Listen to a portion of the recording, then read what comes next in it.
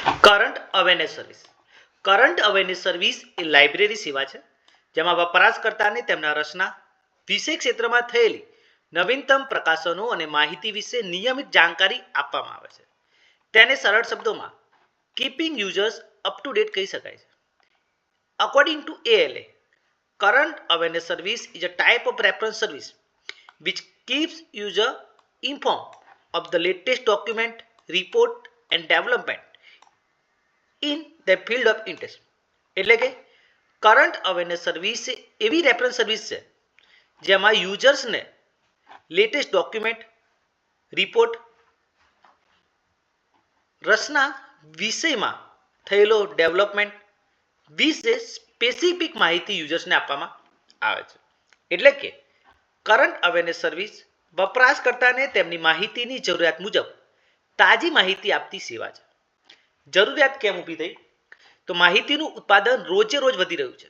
વપરાશકર્તાને યોગ્ય માહિતી મેળવવી મુશ્કેલ ઊભી થાય છે. સંશોધકોને તેમના વિષયમાં નવીનતમ સંશોધન જાણવું જરૂરી છે.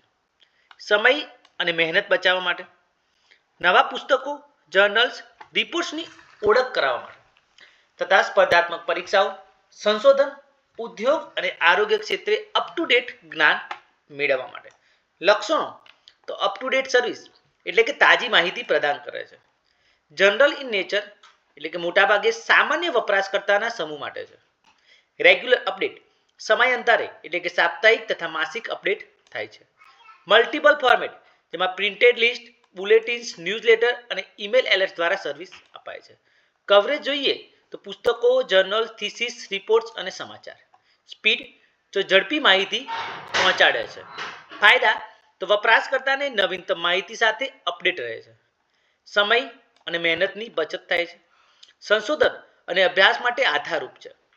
લાઇબ્રેરીના નવા સંગ્રહનો પ્રચાર થાય છે. વપરાશકર્તા સંતોષ અને લાઇબ્રેરી યુઝર સંબંધ મજબૂત થાય છે.